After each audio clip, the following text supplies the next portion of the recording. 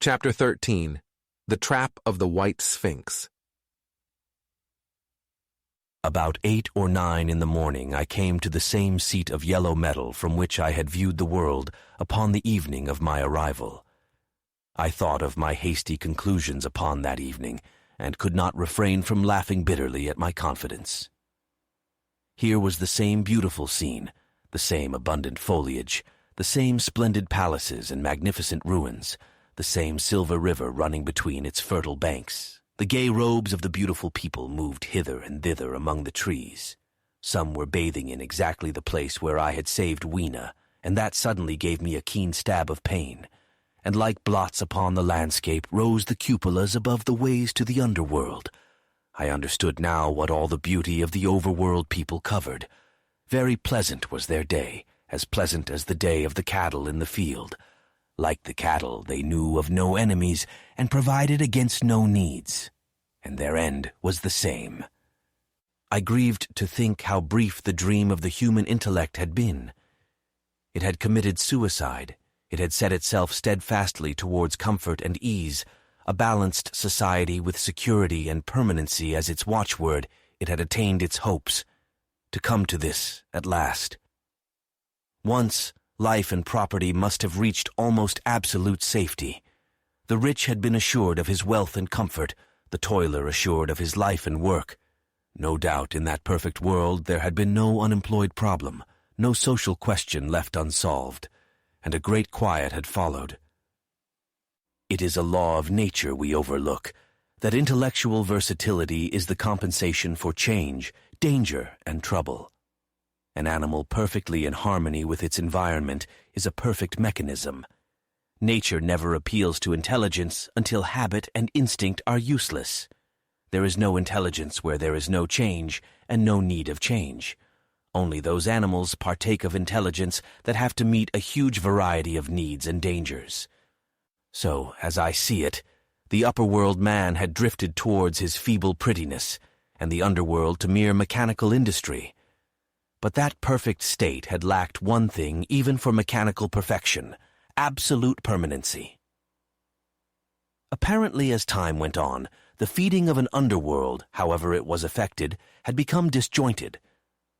Mother Necessity, who had been staved off for a few thousand years, came back again, and she began below. The underworld, being in contact with machinery, which, however perfect, still needs some little thought outside habit, had probably retained perforce rather more initiative, if less of every other human character, than the upper, and when other meat failed them, they turned to what old habit had hitherto forbidden. So I say I saw it in my last view of the world of 802,701. It may be as wrong an explanation as mortal wit could invent. It is how the thing shaped itself to me, and as that I give it to you. After the fatigues, excitements, and terrors of the past days, and in spite of my grief, this seat and the tranquil view and the warm sunlight were very pleasant. I was very tired and sleepy, and soon my theorizing passed into dozing. Catching myself at that, I took my own hint, and spreading myself out upon the turf, I had a long and refreshing sleep. I awoke a little before sunsetting. I now felt safe against being caught napping by the Morlocks, and stretching myself, I came on down the hill towards the White Sphinx. I had my crowbar in one hand, and the other hand played with the matches in my pocket. And now came a most unexpected thing. As I approached the pedestal of the Sphinx, I found the bronze valves were open. They had slid down into grooves. At that, I stopped short before them, hesitating to enter. Within was a small apartment, and on a raised place in the corner of this was the time machine. I had the small levers in my pocket.